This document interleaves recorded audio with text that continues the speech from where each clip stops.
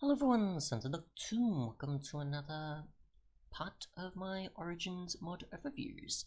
So, as of the last few parts, we've covered the Avian, Feline, Shulk, Arachnid, and Elytrium, but we now have the last three here, which is Enderian, Merling, and Phantom, and depending on how I edit things, we'll see out which part this ends up being. So I've been going from left to right. So we've covered a fair amount of the sort of low impact ones, and we sort of stepped into the medium, the feline. So we now move on to Enderian, Merling, Blazeborn, and Phantom. So that's the last four there. So let's see. So we've got this one, which adds in teleportation. So I assume if you just press the G key, you can obviously fire an Enderpearl, no problem, and you also won't take damage either, unlike being as a human, so that's cool. So, as you can see here, pressing the G key is your power, and the origin is obviously the O key if you want to view it again, which we'll want to do at certain times. So, you take no damage when using Enderpearls.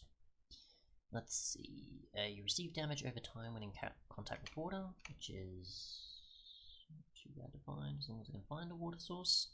And we can teleport everywhere, so it's not that much of a problem, but either way, just sort of see what happens. There we go, so a river will be good. So we're still getting stuck with tall grass though. So we take damage in water every so often. We're not careful. We take a look again, and let's see, we're afraid of pumpkins. Okay, so when I place a pumpkin in the world, am I going to be afraid of it, or is it players that have them? Regular? No? I'm assuming it's just if players have them. We can put one on ourselves still though. We don't take damage for interacting with pumpkins. Nope. I'm assuming it's only just if another player has it, for example, then most likely in that you'll maybe run away or be stunned or something. I don't know. I don't have another to interact with, so I can't really tell with that one. And you can reach further at blocks. So if we take a look at from a distance, let's see. So that's probably about as far as we can reach, I assume. Depending. So that's a bit further. It's not too bad. I mean, if I placed a cobble block, for example, in the world, that's 1, 2, 3, 4, 5, 6, 5 or 6-ish blocks reach, which you would typically have around about 3 to 4, I think. So that's not too bad. That's a nice addition. It's quite useful. And then if I guess you use the Hard Hat Steve mod, I think it's called, you could technically also have increased with its armor as well if you wanted. On top of that, probably. That'd be cool. So if you want additional reach, or you just add another mod that allows you to have other reach. Can we do this with mobs, for example? Just in the water, which is not a good idea. And I don't think you'd probably be able to use scuba gear alongside this. There's a favorite mod that adds it, I can't remember. So let's see, can we hit squids from this distance? I don't think we can. Nope, doesn't seem that way. Can we hit a chicken from this distance? We can hit the dead bush. Where's the fish? Let's see, nothing? Maybe just there, come on, there's gotta be an easy way to, an easily accessible mob to make it clear I can attack mobs from a distance. Yeah, kind of. Yeah, there we go. I mean, it obviously is still the distance of the blocks, of course, but yeah, we still can, so that's fine. Moving on, obviously, we'll go to the next origin, so we'll delete that world, we'll go to origin 7. Origin 7, cheats, this, and that. Let's see, so we'll go with what was next in order. I think it was Blazeborn or Merling, and then Phantom's the last one, if I remember correctly. So let's see. Alright, so Enderian Merling, sorry. So this is a water one. So we do have to immediately get to water and that means we have to have probably water bottles on us, I assume, to maybe fill ourselves up. Maybe? That does actually work. Interesting. Or just sit in water? So we can drink water constantly. It doesn't fill up much though. Or we can sit in water? No, we have to be underwater. Okay, you have to actually be underwater. Interesting. So just staying in it. So you have to be in it or under it, yeah.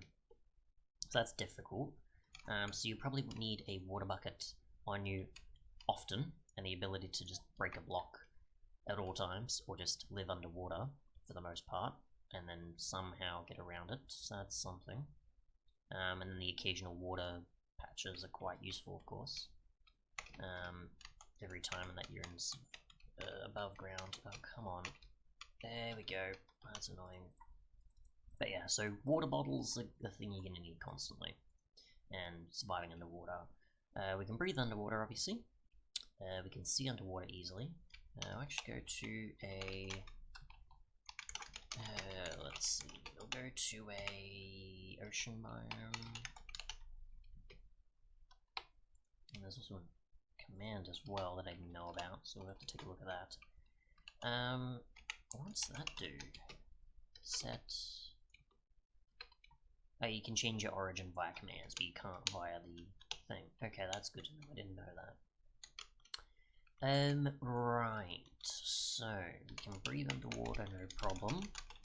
And the sea underwater part is probably about as good as... Not exactly, I think, as comparable to night vision, because it's not that effective. But if you wanted, like... Okay, maybe it is. Okay, so it is probably like night vision but underwater. Or I guess about as good as you want typical above on land sight, so that's cool.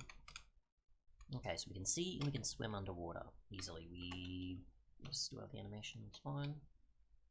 Still have the difficulties of drowned and such, but we'd have to rely on fish a lot more.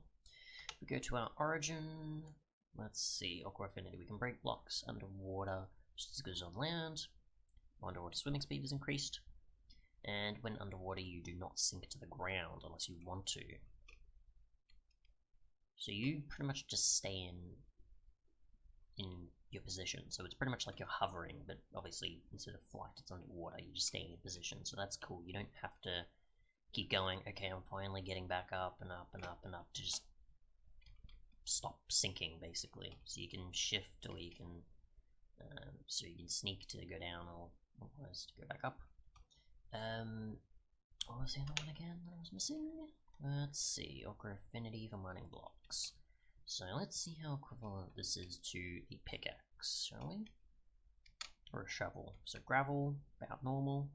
Stone, obviously we still need a tool because it's not like the other one we can actually break things easily, so that's pretty good, I'd say. It's about normal.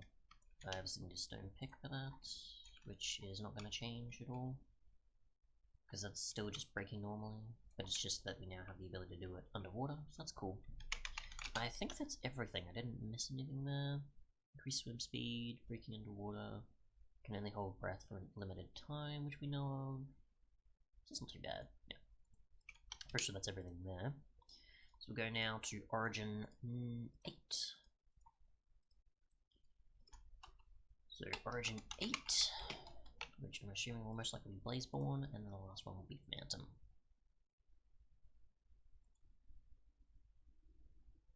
And then we'll get to the other Origins and the extra Origins add-on in another video. Or another part, I guess, in a way. So we'll just wait for this to do its thing. Alright, so we have Blazeborn and Phantom left. So, Blazeborn. So we automatically spawn in the Nether, so that's fine, because Blaze is native to the Nether. What else do we have? Fire immunity. We're immune to fire damage, so we can just run straight into some fire, and we'll take no damage. We'll still take 4 damage, and we'll still have the fire effect on us, kind of, and that. We don't take damage from magma blocks, which is cool, so we don't even have to sneak on them.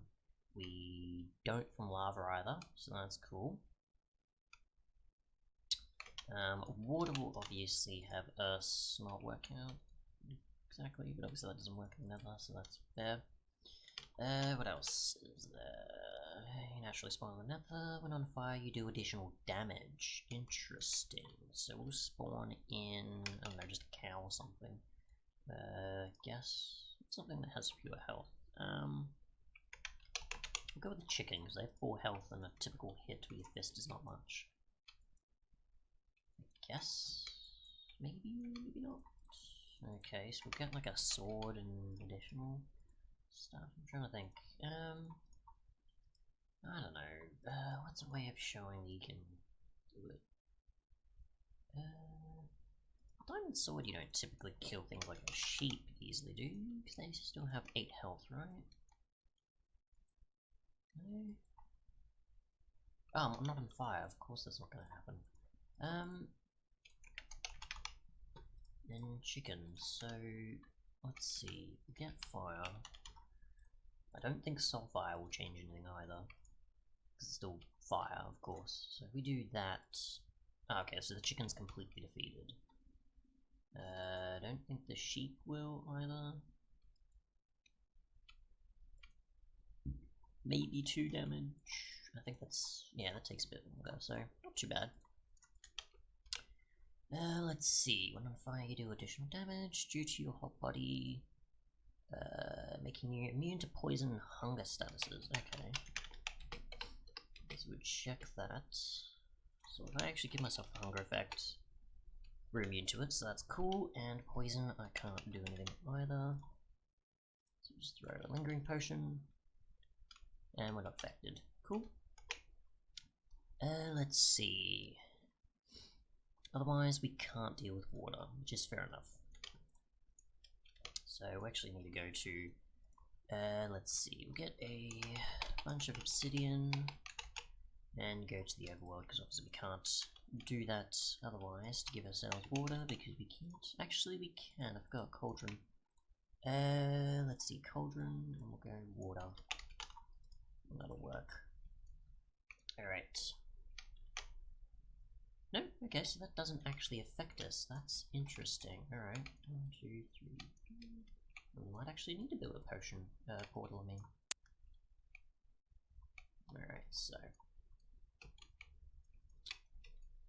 Okay, so we'll do that. We'll go through. And we'll see. So we're in a cave system. So we were okay, level 26, so that's not really gonna help. Alrighty then. Okay, right. Near an ocean. Perfect. So we'll go here and we'll immediately take damage. No? Yes we will. Okay. And possibly faster than the Ender one. So the faster than the Enderian, apparently. So that's cool. Let's see. And that's everything, I think.